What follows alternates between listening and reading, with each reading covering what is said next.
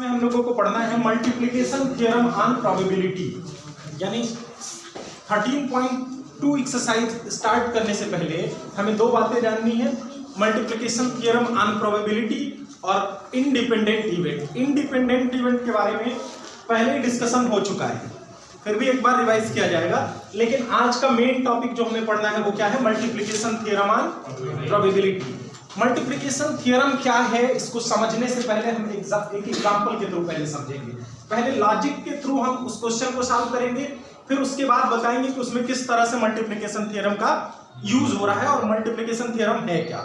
Multiplication theorem आप basic part से पढ़ते आ रहे हो, हर चैप्टर में लगभग पढ़े हो मल्टीप्लिकेशन थ्योरम। सेट थ्योरी में भी मल्टीप्लिकेशन थ्योरम पढ़ा, उसके बाद आप लोगों ने इससे पहले खत्म किया चैप्टर, उसमें भी मल्टीप्लिकेशन थ्योरम पढ़ा, इसमें भी मल्टीप्लिकेशन थ्योरम पढ़ना है। तो मल्टीप्लिकेशन थ्योरम बहुत ज़्यादा इसका बहुत कॉम्प्लिकेटेड नहीं है ये पोर्शन। जैसे मान लीजिए आपसे पूछा जाए कि एरिया ऑफ ट्राइंगल क्या होता है, तो आपको फार्मूला एक बताया गया है 1/2 base into height is equal to area of triangle, यही पढ़े हो ना।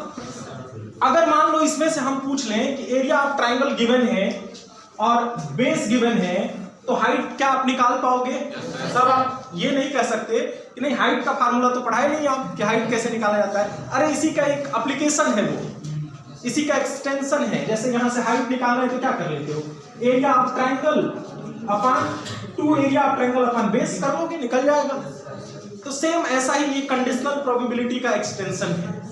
प्रोबेबिलिटी में जो कंडीशनल प्रोबेबिलिटी हमने पढ़ा है उसी को एक्सटेंड करते हैं तो हमें मिलता है मल्टीप्लिकेशन थ्योरम ऑन प्रोबेबिलिटी। तो पहले एक एग्जांपल के थ्रू, एनसीईआरटी का एक एग्जांपल है, एग्जांपल 8 इसके जस्ट नीचे दिया है। तो पहले जनरली क्या होता है कि मल्टीप्लिकेशन थ्योरम पढ़ के हम एग्जांपल समझते हैं। आज हम थोड़ा सा उल्टा करने वाले हैं, पहले हम लोग एग्जांपल समझ लेंगे जो अब तक का हमारा नॉलेज है उसके बेसिस पे, उसके बाद इसका देखेंगे कि क्या उसमें ये यूज हो रहा है उस क्वेश्चन में।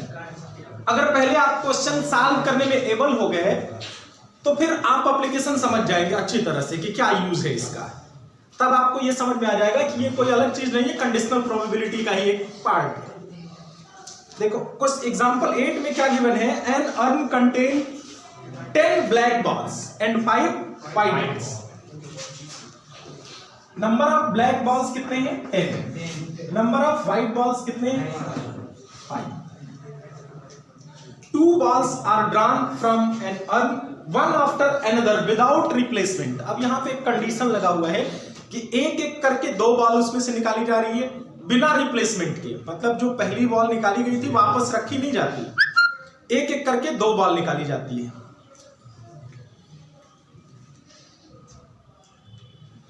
What is the probability that both drawn balls are black? अब हमें प्रोबेबिलिटी निकालनी है कि दोनों बॉल ब्लैक होगी, इसके कितने चांसेस हैं। तो अब यहां पे सिंपल लॉजिक हम लगाएंगे। देखो हमारे पास एक अर्न है, अर्न मतलब समझते हो ना, घड़ा है, एक छोटा सा घड़ा है, उसमें कुछ बॉल रखी है, 10 ब्लैक कलर की बॉल है और 5 व्हाइट कलर की बॉल है। अगर कोई रैंडमली जाता है और एक बॉल निकालता है तो उसके ब्लैक होने के चांसेस कितने होंगे। जैसे मान के ये चलो कि आप हमसे मान लो एक शर्त लगी हुई है हमसे आपसे, हम एक घड़ा ले आके यहाँ रख देते हैं और उसमें आपको बता देते हैं कि इसमें 10 बॉल्स ब्लैक कलर की हैं और 5 व्हाइट कलर की हैं, या आपको दिखा के उसमें रख देते हैं और मिक्सअप कर देते हैं। और अब हम आपसे कहते हैं कि चलिए हम और आप मिलकर एक शर्त लगाएं या एक गेम खेलिए, आप एक एक करके 2 बॉल निकालिए, अगर दोनों ब्लैक निकली तो 100 रुपए मैं आपको दूंगा, नहीं निकली तो आप देंगे। तो अब आपके जीतने का चांस कब है, जब दोनों ब्लैक बॉल निकले। तो पहले हम फर्स्ट बॉल को निकालेंगे, उसमें कंडीशन ये दे रखा है कि एक एक करके निकालना है, एक साथ दोनोनहीं निकालना। तो प्रोबेबिलिटी फर्स्ट की कितनी होगी, probability of getting first red ball, first black ball ना, ब्लैक बॉल, फर्स्ट बॉल के ब्लैक होने की प्रोबेबिलिटी कितनी है पहले हम देखेंगे। फेवरेबल हमारे कितने हैं, कितने फेवरेबल है हमारे, 5 है ना हमारे फेवरेबल, 10 अपॉन टोटल कितने हैं 15, मींस ये हुआ 2/3, मतलब चांस ज्यादा लग रहा है कि निकल जाएगा। फेवर में आपके है, गेम आप जीत सकते हैं, ऐसा प्रोबेबिलिटी, जैसे 3 में से 2 फेवरेबल है आपके, यही ना कह रहे हैं, 2/3 का मतलब यही हुआ। तो ये फर्स्ट बॉल के निकलने की प्रोबेबिलिटी हो गई। अब सोचिए अगर फर्स्ट बॉल ब्लैक ना निकलती तो क्या होता, तब तो आप ऐसे ही हार जाते, क्योंकि हमने कंडीशन क्या लगाया, दोनों बॉल ब्लैक निकले। फर्स्ट अगर ब्लैक ना निकले तो आप तो वही मायूस हो गए, तब आगे खेलने का कोई मतलब ही नहीं है, क्योंकि हमने शर्त क्या रखा है, दोनों ब्लैक बॉल निकले तब आप जीतेंगे, तो आप तो पहले ही राउंड में हार गए। तो अब दूसरे बॉल के भी ब्लैक निकलने की प्रोबेबिलिटी जब हम निकालेंगे तो हम ये मान के चलेंगे कि पहली ब्लैक निकली है, क्योंकि हम आगे तभी खेल रहे हैं जब पहली ब्लैक है, पहला हमारे फेवरेबल आया है तभी हम आगे खेलेंगे, अदरवाइज खेलने का कोई मतलब ही नहीं है।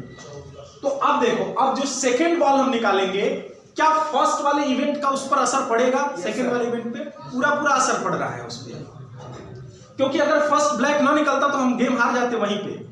फर्स्ट हमारे फेवर में आया था तभी हम सेकंड खेल रहे हैं, इसका मतलब फर्स्ट का इफेक्ट सेकंड पे है। और जब ऐसा हो कि एक इवेंट का दूसरे पे इफेक्ट हो तो ऐसे ही प्रोबेबिलिटी को तो हम कहते हैं कंडीशनल प्रोबेबिलिटी। एक दूसरे को इफेक्ट कर रहा है, इसका मतलब ये कंडीशनल प्रोबेबिलिटी है जो दूसरा वाला है। तो अब प्रोबेबिलिटी अगर हम निकालें, probability of getting second black ball, second ball के ब्लैक निकलने के चांसेस अब कितने हैं? अब आपके पास कितने फेवरेबल हैं? क्योंकि हम आगे तभी खेल रहे हैं क्वेश्चन के अकॉर्डिंग, क्योंकि पहला हमारा ब्लैक निकला है, तो अब हमारे फेवर में सिर्फ 9 है और टोटल कितने हैं? 14, 9/14। अब हमें क्या चाहिए? हमें चाहिए क्या, हम जीतेंगे कब? जब ये भी निकले और ये भी निकले, सिर्फ इसके निकल जाने से नहीं, ये भी निकले और ये भी निकले। तो दोनों को अगर होना हो तो क्या करते हैं? प्रोबेबिलिटीज का मल्टीप्लिकेशन करते हैं, और जब दोनों में से किसी एक को होना हो तो प्लस करते हैं। तो यहां जब एंड आ जाए तो वहां पे क्या करते हैं? दोनों का मल्टीप्लिकेशन, और जब और आए तो प्लस करते हैं। तो यहां पे लिख देंगे probability of getting both black balls, जिसको साथ में हम PBB से डिनोट कर रहे हैं। Probability of getting both black balls, तो फर्स्ट के ब्लैक होने के चांस थे 2/3 और सेकंड के ब्लैक होने के चांसेस हैं 9/14। ये हमारी प्रोबेबिलिटी है, यही हमारी प्रोबेबिलिटी। अब मल्टीप्लिकेशन थ्योरम ऑन प्रोबेबिलिटी क्या कहता है, इसको समझिए। मल्टीप्लिकेशन थ्योरम ऑन प्रोबेबिलिटी ये कहता है कि अगर PA/B इज इक्वल टू होता है PA intersection B upon PB। अब देखो इसको कोरिलेट कर रहे हैं इससे, इसमें है क्या, दोनों इवेंट को होना था, दोनों को, पहले को भी ब्लैक आना था, दूसरे को भी ब्लैक। अगर हम ए को पहले वाले बॉल की प्रोबेबिलिटी सपोज कर लें और बी को सेकंड वाले बॉल के ब्लैक निकलने की प्रोबेबिलिटी सपोज कर लें, तो होना क्या है, ये हम चाहते हैं कि ये हो जाए, PA इंटरसेक्शन B हो जाए। इसका मतलब यही ना होगा कि PA और PB दोनों हो जाए, यानी A भी हो और B भी हो, दोनों साथ साथ साइमल्टेनियसली हो।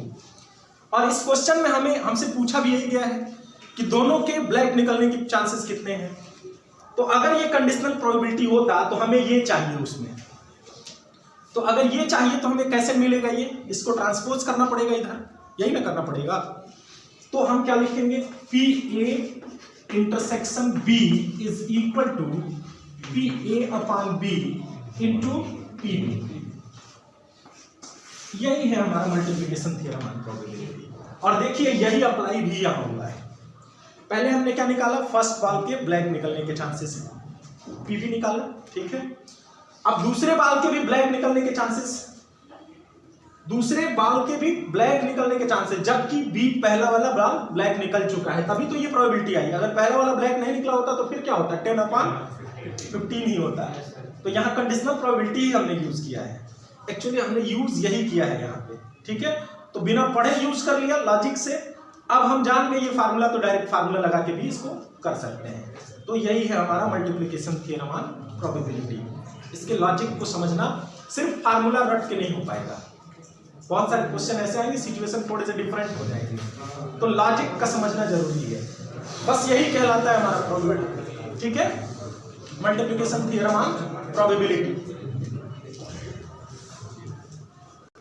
अब हमें डिस्कस करना है इंडिपेंडेंट इवेंट। इंडिपेंडेंट इवेंट्स क्या होते हैं, जब दो इवेंट एक दूसरे पे बिल्कुल डिपेंड ना हो, दोनों फ्रीली अपने आप हो सकते हैं, एक के होने का दूसरे पे कोई इफेक्ट नहीं है, तो उस केस में हम कहते हैं कि दीज आर इंडिपेंडेंट इवेंट्स।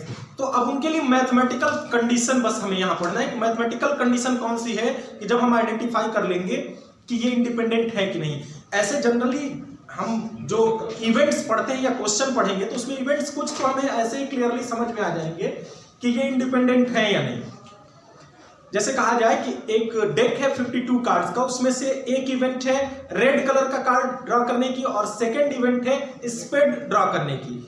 तो दोनों इंडिपेंडेंट है, रेड का स्पेड से कोई लेना देना नहीं। तो इसी तरह से अब हम मैथमेटिकल कंडीशन जानना चाहते हैं कि मैथमेटिकली कैसे जाने। तो अभी तक जो हमने पढ़ा है प्रोबेबिलिटी में, क्या पढ़ा है? Conditional probability. कंडीशनल प्रोबेबिलिटी पढ़ा है ना। उसके लिए फार्मूला क्या था? PA/B। इसका मतलब क्या था? Probability of A when B has occurred. Probability of A when B has occurred, मतलब हम A की प्रोबेबिलिटी चाहते हैं जबकि B हो चुका है।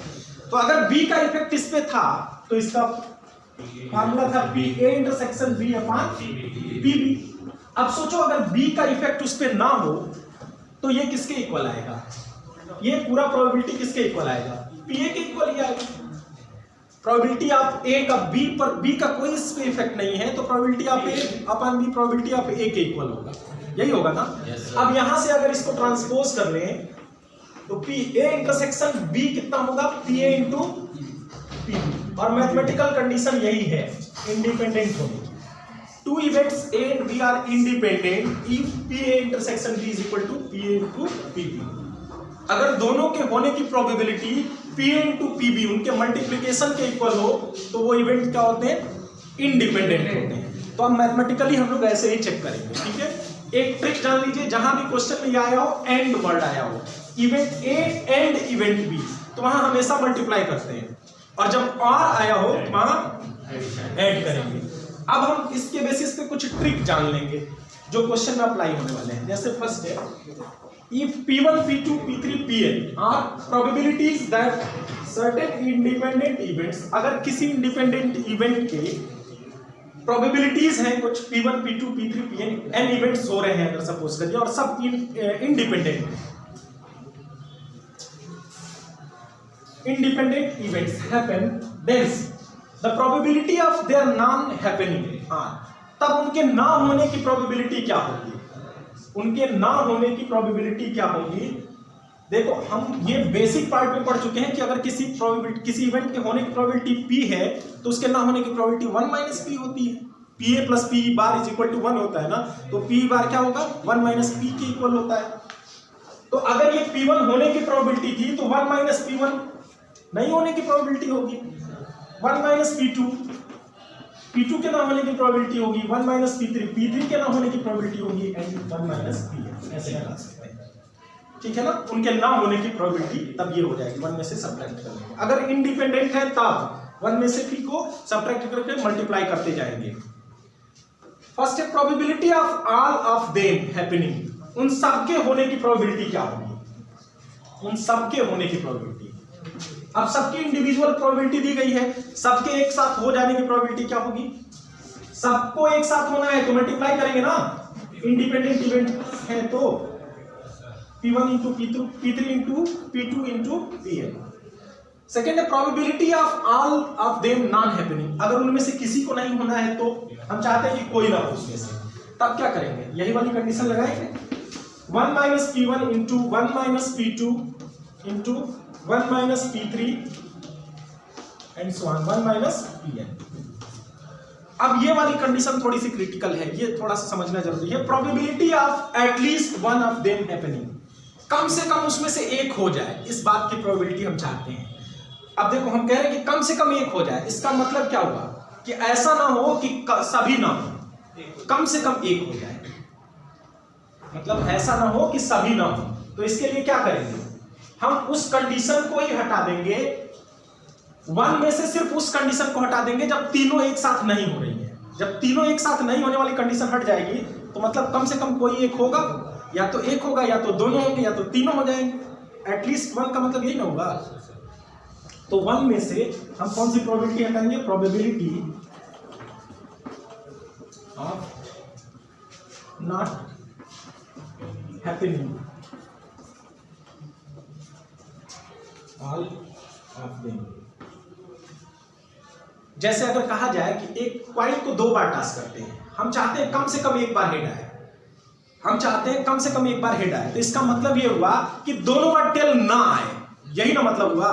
तो हम दोनों बार हेड ना आने की प्रोबेबिलिटी, मतलब दोनों बार टेल आने की प्रोबेबिलिटी को 1 में से निकाल लेंगे, तो बाकी जो भी कंडीशन बचेंगे वो सब क्या होंगे, जिसमें कम से कम एक हेड होगा, या तो एक हेड होगा नहीं तो दोनों हेड होगा। जैसे देखिए हम यहाँ समझिए, 2 कॉइन को टॉस कर रहे हैं, head head, head tail, tail head, tail tail, यही है ना। हम कह रहे हैं कम से कम एक हेड चाहते हैं, तो कम से कम एक हेड चाहते हो तो बस इसको घटा दो ना, बस इसको हटा दो तो कम से कम एक हेड मिल रहा है। और इन सब की प्रोबेबिलिटी 1 होती है। अगर सबको देखें तो सब मिला के कितना होगा 1, मतलब 1 में से इसकी प्रोबेबिलिटी बस घटा दो, बाकी जो बचेंगे उसमें कम से कम एक हेड होगा ही। समझ रहे होगा।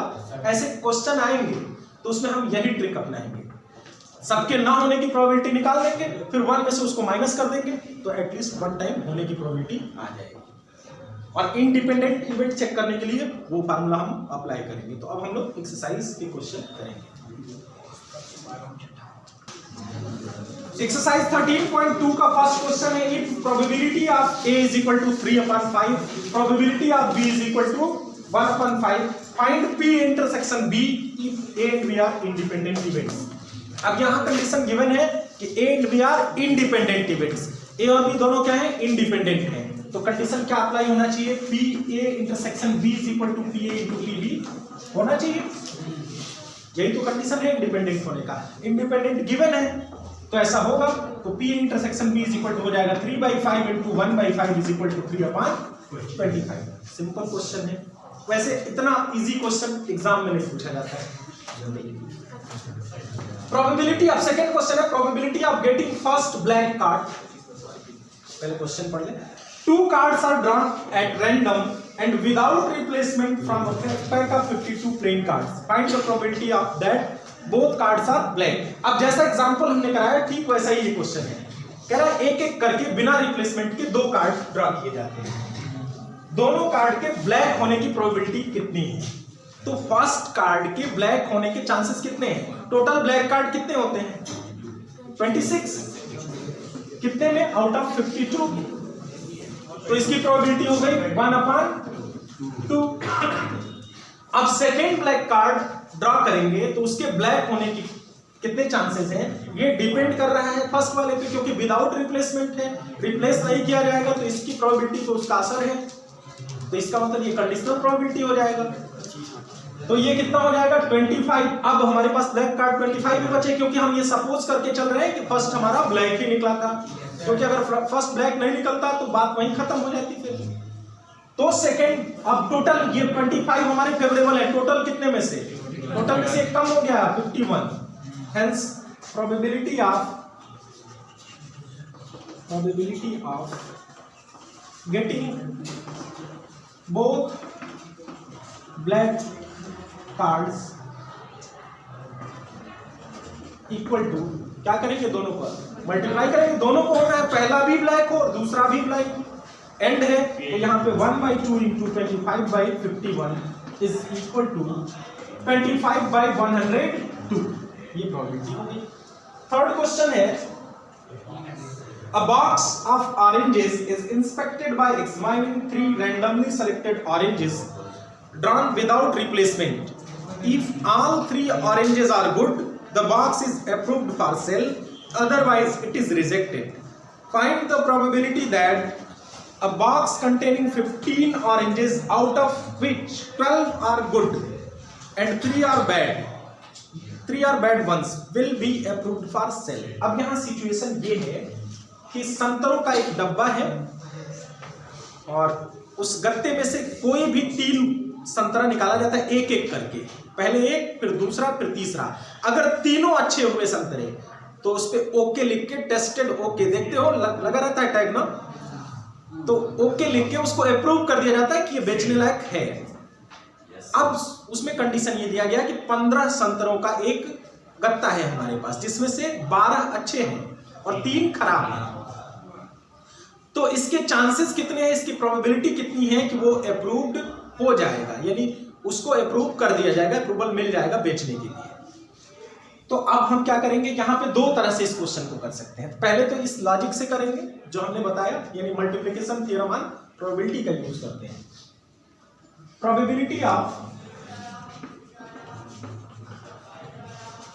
Getting first good orange, first orange के अच्छा होने की प्रोबेबिलिटी कितनी है? टोटल हमारे फेवरेबल उसमें कितने हैं? 12 अच्छे ऑरेंजेस हैं, तो 12 टोटल कितने हैं? 50 है, तो 12/15 हो गया। अब probability of getting second good orange, second के ऑरेंज के गुड होने की प्रोबेबिलिटी क्या है? अब एक जो निकाला गया फिर रखा नहीं गया, विदाउट रिप्लेसमेंट है, तो अब तो अच्छे वाले 11 ही बचे, क्योंकि हम चाहते हैं कि वो अप्रूव हो जाए। तो अप्रूव हो जाए तो पहला वाला हम चाहते हैं कि अच्छा ही निकले, क्योंकि अगर पहला वाला अच्छा नहीं निकला तो फिर तो वो वैसे ही अप्रूव नहीं हुआ। तो हम ये मान के चल रहे हैं कि फर्स्ट वाला अगर प्रोबेबिलिटी अच्छी थी, मतलब अच्छे होने की प्रोबेबिलिटी हमारे फेवरेबल थी और अच्छा ही निकला था, तो अब दूसरा वाला कंडीशनल हो गया, 11 ही बचे अच्छे, क्योंकि पहला अच्छा ही निकला था, अपॉन टोटल 14 हो गए। And probability of getting third good orange, तो अब पहले और दूसरे दोनों के होने का इस पे असर पड़ा, दोनों अगर अच्छे निकले तो अब टोटल अच्छे कितने बचे? 10, टोटल कितने में से? 13 में से। और ये तीनों एक साथ होना है, ये कह रहा है कि तीनों हो तभी आप अप्रूव होगा वो सेल के लिए, मतलब ये भी हो, ये भी हो, ये भी हो, अगर एक भी नहीं हुआ तो अप्रूव नहीं होगा। तो लिखेंगे probability of approval is equal to 12/15 into 11/14 into 10/13। ये हो गया सिंपल। और सेकंड, अब थोड़ा सा अगर बाइनोमियल थ्योरम का इसमें यूज कर लेते हैं, बाइनोमियल थ्योरम ये नहीं, वो क्या कहते हैं, कॉम्बिनेशन परम्यूटेशन का, तो थोड़ा सा इजी हो जाएगा और क्वेश्चन। अब हमारी रिक्वायर्ड प्रोबेबिलिटी जो थी उसको अगर ये सपोज कर लें, तो टोटल हमारे पास कितने बॉल थे, ऑरेंजेस थे? अच्छे वाले 12, 12 में से 3 कितने तरह से सेलेक्ट कर सकते हैं आप? सेलेक्ट करना है ना आपको, 12C3, यही ना सिलेक्शन के टोटल मेथड्स होंगे, 12 में से 3 अपॉन, अब हमें 3 सेलेक्ट करना है, किसमें से? टोटल में से 15C3, यही ना, हमारे फेवरेबल थे 12C3 और टोटल थे 15C3। इसको सॉल्व करेंगे तो इतना ही आएगा, इसको सॉल्व करना जानते ही हैं, जानते हो ना, ये होगा 12 into 11 into 10 upon 3 into 2 into 1 upon 15 into 14 into 13 upon 3 into 2 into 1, ये कैंसिल होंगे, फिर वही तो आ गया 12/15 into 14 upon 11 into 10 upon 13, sorry 14, ठीक है। तो दोनों तरह से इसको कर सकते हैं। अब ये देखिए हमारा जो फोर्थ क्वेश्चन है, a fair coin and an unbiased die are tossed, उसमें पहले ही कहा है कि कॉइन में किसी तरह की कोई दिक्कत नहीं है, फेयर है, हाँ, दोनों तरफ हेड और टेल आने की प्रोबेबिलिटी सेम है। एंड अनबायस्ड डाई, और डाई भी जो बनाया गया वो पक्षपातपूर्ण नहीं है, वो जब हम उसको ड्रा करते हैं, थ्रो करते हैं, तो सबकी इक्वल प्रोबेबिलिटी है। Let A be the event that a head appears on coin, कह रहा है एक ऐसा इवेंट है, देखो अब एक डाई को और एक कॉइन को टॉस करेंगे तो टोटल कंडीशन हमारे पास 12 मिलेंगे, 1 2 3 4 5 6 सबके साथ या तो हेड आएगा नहीं तो टेल आएगा, तो एक बार हेड के साथ एक बार टेल के साथ, टोटल कंडीशन 12। ए कह रहा है एक ऐसा इवेंट है हेड अपीयर्स ऑन कॉइन, कह रहा है हेड अपीयर हो रहा है, तो हेड वाले कितने कंडीशन होंगे? 6 होंगे, सबके साथ एक एक head 1, head 2, head 3, head 4, head 5, head 6। और बी दूसरा इवेंट है, कैसा इवेंट ये है B, and B the event 3 on the die, die पे क्या आ रहा है? 3 आ रहा है, तो 3 वाला कंडीशन एक ही है, 2 है, हेड 3 और टेल 3। अब अगर देखा जाए यहां पे हमें चेक करना है इसमें कि ये इंडिपेंडेंट है कि नहीं, दोनों check whether A and B are independent events are not. तो चेक करने का पैरामीटर क्या है, उसमें हमें ए इंटरसेक्शन बी की प्रोबेबिलिटी चाहिए, ए की प्रोबेबिलिटी चाहिए और बी की चाहिए। ए और बी की प्रोबेबिलिटी तो यहां से हम निकाल लेंगे बड़ी आसानी से। ए इंटरसेक्शन बी पहले निकाल लें तो उसकी भी प्रोबेबिलिटी निकल जाएगी। इन दोनों में कॉमन क्या है? सिर्फ है इन दोनों में कॉमन हेड 3, एक ही। देखो पी ए कितना हो गया? प्रोबेबिलिटी ऑफ ए हो गया हमारा 6/12। 6 है फेवरेबल, टोटल 12 है तो हो गया 1/2। प्रोबेबिलिटी ऑफ बी कितना हुआ? बी में 2 फेवरेबल है हमारे, 2/12 1/6। और पी ए इंटरसेक्शन बी कितना हुआ?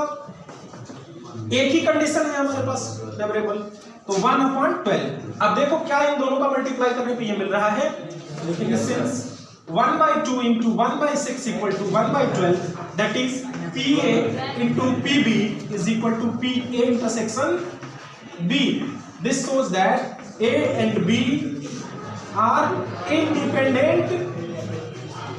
independent events. 1/12. Question number 5 है, a die marked 1, 2, 3 in red and 4, 5, 6 in green is tasked. Let A be the event, the number is even, and B be the event, that number is red. Are A and B independent? अब इसमें आपको तय करना है कि ये independent events हैं कि नहीं। एक डाई है, एक ही डाई है, एक ही एक्सपेरिमेंट है, उसमें 1, 2, 3 रेड कलर में प्रिंटेड है और 4, 5, 6 ग्रीन कलर से प्रिंटेड है। ए इवेंट जो हमारा है वो है इवन नंबर का, नंबर इज इवन। तो इवन नंबर कौन कौन से इसमें? 2, 4, 6। Be with the event that the number is red, red colour वाले नंबर कौन कौन से? 1, 2, 3, यही है ना। तो ए इंटरसेक्शन बी कितना मिलेगा? क्योंकि अब हमें ये तय करना है कि ये इंडिपेंडेंट है कि नहीं, तो उसके लिए हमें 3 चीजें चाहिए, पी ए पी बी और पी ए इंटरसेक्शन बी। तो पी ए पी बी तो यहां से निकल जाएंगे, लेकिन पी ए इंटरसेक्शन बी निकालने के लिए पहले ए इंटरसेक्शन बी निकालना होगा। क्या है कॉमन इन दोनों में? 2।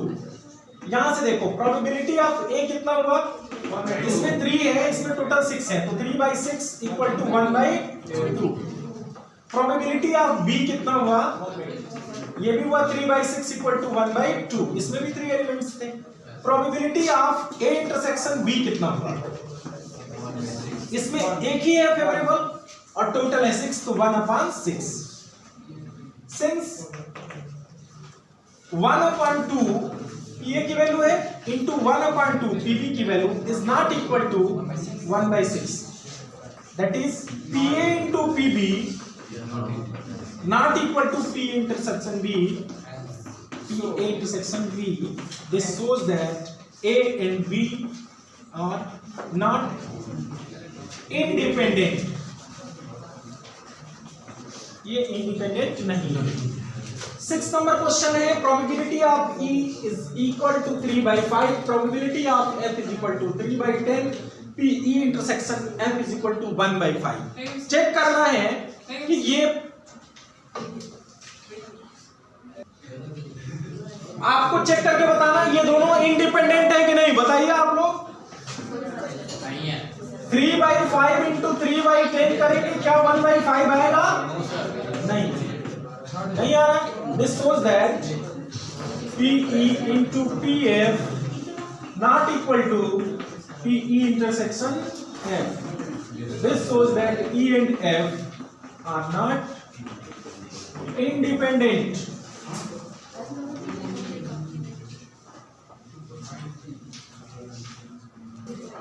Question number 7, given that events A and B are such that PA is equal to 1/2, PA union B is equal to 3/5, PB is equal to P, find P if they are mutually exclusive and independent।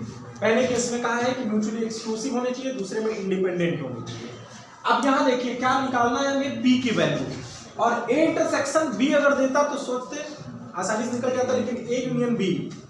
तो just इससे पहले हम लोग क्या पढ़े? Addition theorem on probability पढ़े हैं। उसके अकॉर्डिंग हम ये फार्मूला अप्लाई कर सकते हैं, P A union B is equal to P A plus P B. बस क्योंकि म्यूचुअली एक्सक्लूसिव के केस में पी ए इंटरसेक्शन बी 0 होता है। यहां लिख देंगे since P A intersection B is equal to 0। अब यहां इसकी वैल्यू है 3/5, पी ए की वैल्यू है 1/2, पी बी की वैल्यू है P, then P is equal to क्या आएगा 3/5 minus 1/2, 6 minus 5/10 is equal to 1/10। ये पी की वैल्यू हो गई।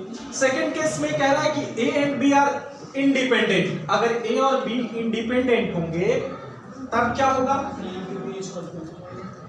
P A union B is equal to P A plus P B minus P A intersection B, और P A intersection B की value P A intersection B को यहां इसकी value है 3/5, इसकी वैल्यू है 1/2, ये है P, और P A into P B independent के केस में P A intersection B equal to होता है। तो यहां लिखेंगे पी ए कितना है 1/2, पी बी कितना है P, इंडिपेंडेंट है इसलिए ऐसा लिखें। अब इसको इधर, दोनों P को इधर ले आओ, P में से हाफ P घटेगा, कितना बचेगा half P, 3/5 minus 1/2 equal to half P, ये होगा 6 minus 5 it is 1/6 into 2 is equal to P, कितना है P is equal to 1/3, P की वैल्यू आ गई 1/3 सेकेंड केस में। क्वेश्चन नंबर 8 है, let A and B are independent events such that PA is equal to 0.3, PB is equal to 0.4, find PA intersection B। Independent given है तो PA intersection B सीधा सीधा क्या होगा PA इंटू PB। 0.3 0.4 का multiplication करेंगे, कुछ लोगों को शायद इसमें भी कंफ्यूजन नहीं होना चाहिए। 0.3 इंटू 0.4 कितना आएगा 0.12, 1.2 नहीं आएगा 0.12, क्योंकि 1 प्लेस पे यहाँ है 1 प्लेस पे यहाँ है। पी ए देखो जब भी मल्टीपल चॉइस में ये आएगा ना तो पहला आंसर रहेगा 1.2, दूसरा रहेगा 0.02, तीसरा रहेगा 0.12 और चौथा रहेगा 0.0012। अब उसी में कंफ्यूज रहेंगे कि 12 तो आ रहा है कौन सा होगा। डेसिमल का अगर कंसेप्ट क्लियर नहीं है तो ये दिक्कत हो सकती है। सेकंड नंबर निकालना है पी ए यूनियन बी, तो यहां एडिशन थ्योरम लगाएंगे, P A plus P B minus P A into P B. ऐसा क्यों, क्योंकि इंडिपेंडेंट इवेंट है तो P A intersection P A into P B के इक्वल होगा। तो ये होगा 0.3 प्लस 0.4 माइनस 0.12, 0.7 माइनस 0.12 कितना आएगा घटा के बताइए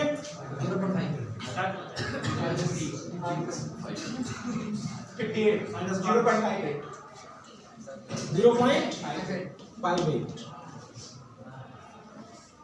पी ए अपान बी होगा P A intersection B upon P B, यही होगा ना। पी ए इंटरसेक्शन बी की वैल्यू निकल चुकी है कितना 0.12 अपान पी बी की वैल्यू है 0.4, तो ये आएगा 12 अपान 40, 3 अपान 10, 3 अपान 10 या 0.3 कह सकते हो। P B upon A B ऐसा ही होगा, P A intersection B upon P A होगा बस यहाँ 0.12 अपान 0.3, 12 अपान 30, 0.4। क्वेश्चन नंबर 9 है, if A and B are two event such that probability of A is equal to 1/4, probability of B is equal to 1/2 and P A intersection B is equal to 1/8। यहां देखिए since P A into P B multiply करने पे कितना आ रहा है 1/4 into 1/2 is equal to 1/8, किसके equal P A intersection B के equal. तो इंडिपेंडेंट तो है आर इंडिपेंडेंट, तो P not A and not B का मतलब हुआ P A बार या A डैश कुछ भी कह सकते हो इंटरसेक्शन P B डैश। इसके लिए हमने स्पेशल नोट जो अभी बताया है सबसे स्टार्टिंग में उसका भी यूज कर सकते हो, दूसरा आप सेट थियरी का भी यूज कर सकते हो। आप पढ़ क्या है क्लास 11 में A dash intersection B dash is equal to होता है 1 माइनस ए यूनियन बी होता है, तो ये होगा 1 minus P A union B. आप पी ए यूनियन बी पहले निकाल लीजिए, फिर वैल्यू यहां पुट कर लीजिए। Probability of A union B कैसे निकलेगा, P A plus P B minus P A intersection B, तो ये हो गया 1/4 प्लस 1/2 माइनस 1/8, 8 एलसीएम हुआ 2 प्लस 4 माइनस 1, 5/8। ठीक है, दूसरा ये भी अप्लाई कर सकते हैं जो हमने ट्रिक बताया, P A not A and not B, तो 1 माइनस 1/4 इंटू 1 माइनस 1/2, इसको करो तो कितना आएगा, नहीं ये नहीं हो पाएगा, ऐसे नहीं हो रहा है, 3/4 और ये 1/2, 3/8 आ रहा है, यहाँ से कितना आ रहा है 5/2 प्लस 4। ये हमने पी ए यूनियन बी निकाला। अब हमारा आंसर क्या होगा, पी ए डैश या A bar intersection B bar is equal to 1 minus 5/8 equal to 3/8। ये पहला आंसर हो गया। दूसरा, उस डायरेक्ट रूल का भी यूज कर सकते हो, P not A and not B करना है तो हो जाएगा 1 minus P A into 1 minus P B, तब भी हमारा आंसर आएगा 1 minus 1/4 1 minus 1/2 is equal to आएगा 3/4 इंटू 1/2 इज इक्वल टू 3/8। दोनों मेथड अप्लाई कर सकते हैं। क्वेश्चन नंबर 10 है, event A and B are such that probability of A is equal to 1/2, probability of B is equal to 7/12, probability of not A और not B is equal to 1/4। State whether A and B are independent. Check करना independent है कि नहीं, तो पहले तो हमें निकालना होगा इंटरसेक्शन। यहाँ गिवन क्या है, पी नॉट ए का मतलब ए बार, आर मतलब यूनियन बी बार, यही गिवन है ना, और P A union A bar union B bar या A dash union B dash is equal to होता है 1 माइनस ए इंटरसेक्शन बी। यहां पे वैल्यू रखेंगे 1/4 equal to 1 minus P A union A intersection B, तो पी ए इंटरसेक्शन बी कितना आएगा 1 minus 1/4 equal to 3/4। अब चेक कर लेंगे इन दोनों का प्रोडक्ट, अगर इसके इक्वल आएगा तो इंडिपेंडेंट है, अदरवाइज नहीं है। तो मुझे नहीं लगता कि उसके इक्वल आएगा, since 1/2 into 7/12 is not equal to 3/4। This shows that A and B are not independent, ये इंडिपेंडेंट नहीं है। अब क्वेश्चन नंबर 11 में है, A and B are independent events such that probability of A is equal to 0.3, probability of B is equal to 0.6। अब ये चार conditions हमें निकालने हैं प्रोबेबिलिटी इन कंडीशन में। पी ए एंड बी का मतलब हुआ, अगर ये इंडिपेंडेंट है तो इसका मतलब हुआ P A into P B. And लगा है मतलब इंटरसेक्शन निकालना है, और इंटरसेक्शन होता है P A into P B के equal 0.3 into 0.6 equal to 0.18। Second में ए एंड नॉट बी, इसका मतलब पी ए एंड का मतलब इंटरसेक्शन और नॉट बी मतलब बी डैश, तो इसको लिखेंगे P A into P B dash का मतलब 1 माइनस पी बी। वैल्यू यहां पुट कर लेंगे, आप कर लेंगे ना, पी ए और बी, इसका मतलब हुआ P A union P B is equal to हो जाएगा P A plus P B minus P A intersection B. Intersection B मतलब P A into P B, independent है, ये गिवन है, ये भी हो जाएगा। यहां कह रहा है नाइदर ए नॉर बी, इसका मतलब दोनों नहीं होना है, means A dash intersection B dash is equal to 1 minus P A intersection B, sorry A union B, 1 minus P A union B. P A union B निकालना जानते ही हो, यहीं से निकल जाएगा आपका। तो ये चारों क्वेश्चन हो जाएंगे। क्वेश्चन नंबर 12 है, बीच में एंड नहीं दिया तो कैसे इंटरसेक्शन आ गया, कहां और दिया है ना, और मींस कहां पे एंड नहीं है, नाइदर नॉर, नाइदर नॉर मतलब दोनों नहीं होना है, ठीक है, नाइदर नॉर का मतलब दोनों नहीं होना है, तो इंटरसेक्शन डैश के साथ लगा रहे हैं। ए डैश का मतलब ए नहीं होगा और बी भी नहीं होगा, बार, तो और के लिए इंटरसेक्शन। क्वेश्चन नंबर 12 है a die is tossed thrice, एक डाई को 3 बार टास्क करेंगे। Find the probability of getting an odd number at least once. देखो number of elements in sample space कितने मिलेंगे? 216, 6 into 6 into 6। एक डाई को 3 बार टास्क करेंगे तो यही मिलेंगे ना। अब कह रहा है कि उसमें किसकी प्रोबेबिलिटी निकालनी है? Probability of getting an odd number at least one, एक ऑड नंबर कम से कम एक बार आए, मतलब तीनों बार ऐसा ना हो कि इवन नंबर आ जाए, यही ना। तो यहां पहले हम निकालेंगे probability of getting N even number. Probability of getting even number 3 times, तीनों बार इवन नंबर मिलने की प्रोबेबिलिटी क्या है? इवन नंबर, इवन कितने होते हैं एक डाई में? 3, तो 3/6 इंटू 3/6। पहली बार भी मिले, दूसरी बार भी मिले, तीसरी बार भी मिले, दैट इज जो हमारी रिक्वायर्ड प्रोबेबिलिटी है वो।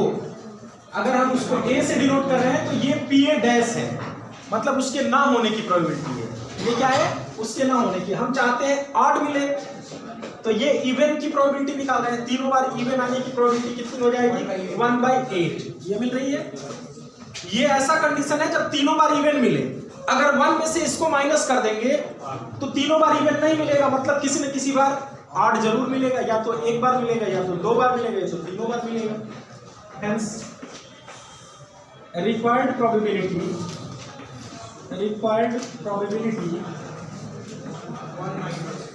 that is probability of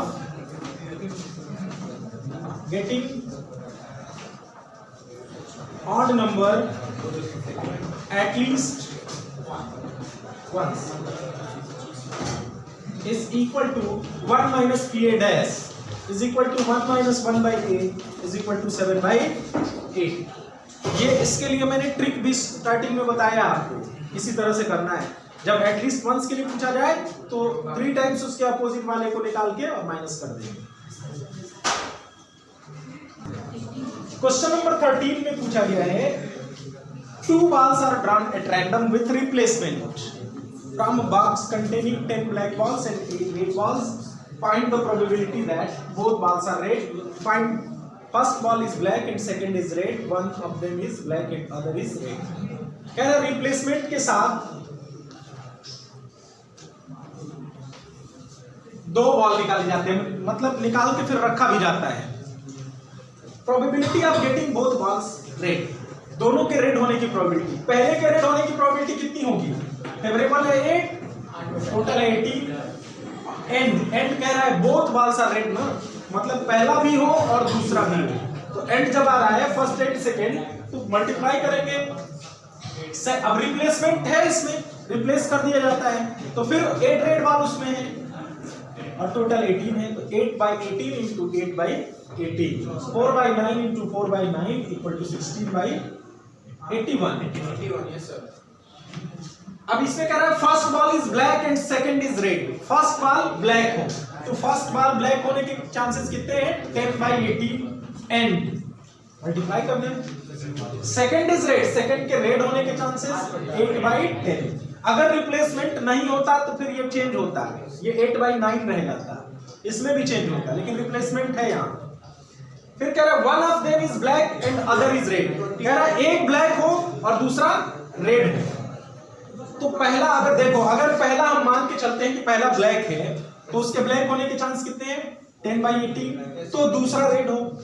अगर पहला ब्लैक तो मतलब एंड इसके साथ रेड आना चाहिए 8/18।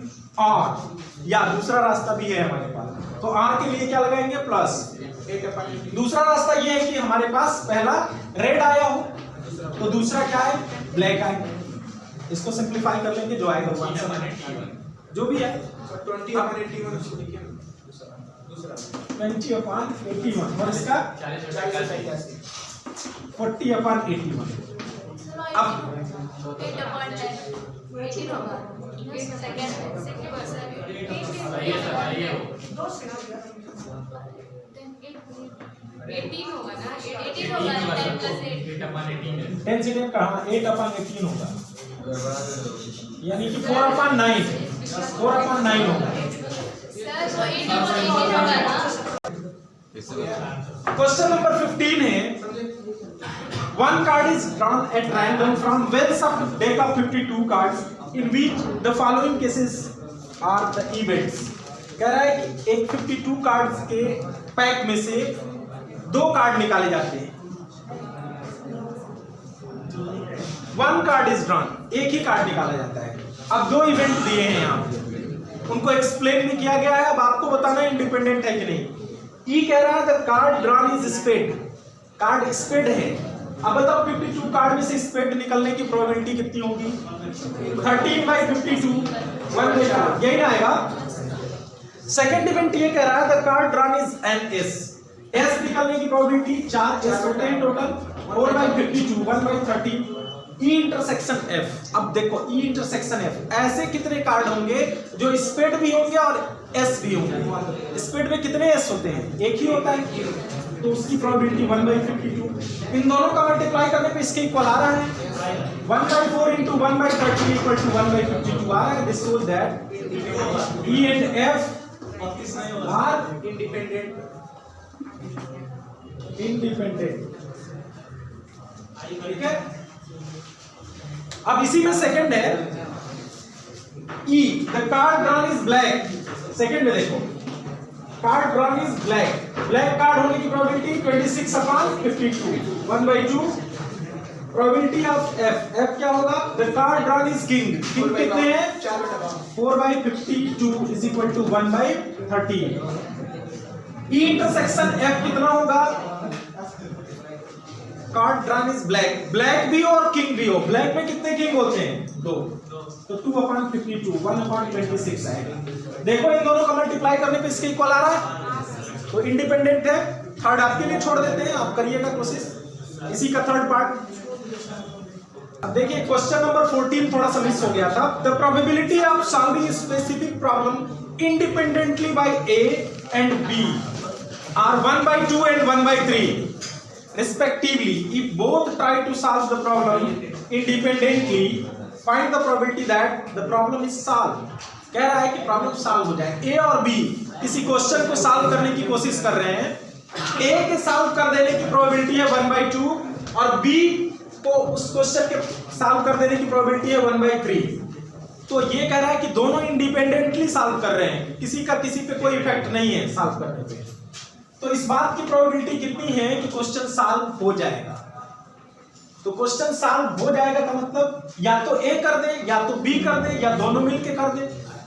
इसका मतलब इस कंडीशन को हम कहते हैं पी ए यूनियन बी, यही कहते हैं ना। या दूसरा तरीका हमारे पास ये है कि क्वेश्चन सॉल्व हो जाने का मतलब कि यानी ऐसा ना हो कि दोनों मिलके ना सॉल्व कर पाए, दोनों में से कोई ना सॉल्व करे। तो दो तरह से या तो ये निकाल लें या तो 1 - p a dash intersection b dash निकाल लें, दोनों बात एक ही है। तो p a यूनियन b = क्या होगा? p a + p b minus, अब ये इंडिपेंडेंट इवेंट है तो a इंटरसेक्शन b की जगह क्या लिखेंगे? p a × p b 1/2 + 1/3 - 1/6। ये हो गया कितना? 5/6 - 1/6 = 4/6 = 2/3। ये प्रोबेबिलिटी है कि क्वेश्चन सॉल्व हो जाएगा। सेकंड पे क्या पूछ रहा है? Exactly one of them solve the problem, मतलब ये कह रहा है कि अगर प्रोबेबिलिटी कोई एक सॉल्व करे, मतलब ए अगर सॉल्व कर रहा है तो बी सॉल्व ना करे, या और के लिए प्लस लगाएंगे, या बी सॉल्व कर रहा है तो ए सॉल्व ना करे। तो इसका मतलब हुआ कि पी ए × 1 - pb और pb × 1 - pa। कर लेंगे साहब इसको, पी ए पी दोनों गिवन है।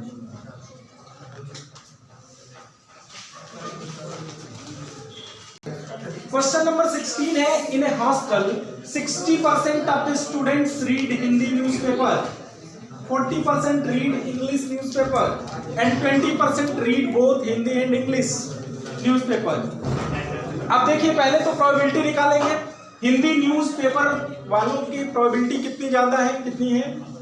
कोई एक स्टूडेंट सेलेक्ट किया जाए तो इसकी प्रोबेबिलिटी कितनी है कि वो हिंदी न्यूज़पेपर पढ़ता होगा। कितने परसेंट पढ़ते हैं हिंदी? 60। तो 60/100। इंग्लिश वाले 40% हैं तो 40/100 और दोनों पढ़ने वाले 20% तो 20/100। क्या यस लिख दीजिए। एस होता है हमेशा 100% होगा। कोई भी काम 100% ही होता है प्रोबेबिलिटी में। प्रोबेबिलिटी में मैक्सिमम चांस 100% ही है। अब कह रहा है find the probability that C reads neither Hindi nor English newspaper. एक स्टूडेंट सेलेक्ट की जाती है उसमें से, तो इसकी प्रोबेबिलिटी बतानी है कि वो ना तो हिंदी पढ़ती हो न्यूज़पेपर ना इंग्लिश। मीन्स अगर मैथमेटिकली लिखें तो हमें निकालना क्या है? P Hindi dash intersection English dash. और ये होता है, अगर उस थ्योरम के अकॉर्डिंग जाएंगे तो डायरेक्ट कर लो ऐसे जो फार्मूला में होता है। इसका मतलब P Hindi dash into P English dash is equal to 1 minus P Hindi into 1 minus P English. 1 minus 60/100 into 1 minus 40/100। ये होगा 40/100 इंटू 60/100।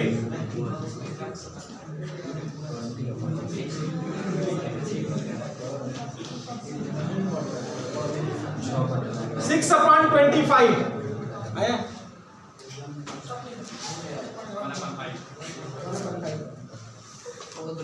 1/, देखो सबसे पहले हम क्या करेंगे? पी एच यूनियन ई निकालेंगे। तो पी एच यूनियन ई क्या आएगा? P H plus P E minus P H intersection E. ये आएगा ओवरऑल कितना? 80/100। अब हमें क्या चाहिए? Neither E nor H.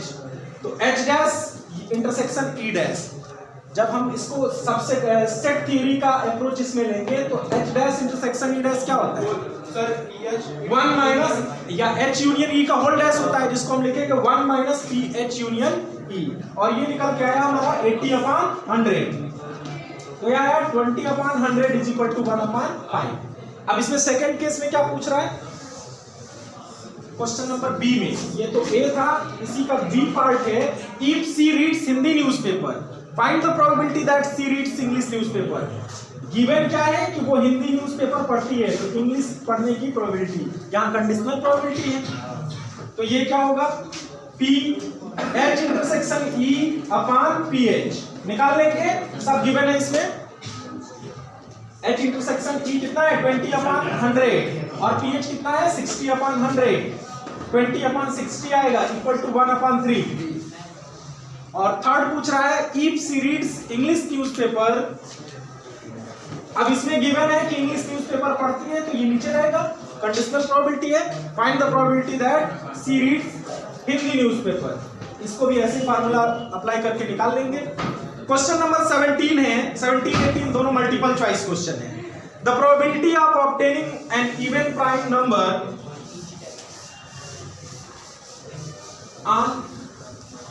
on each die when pair of dice are rolled।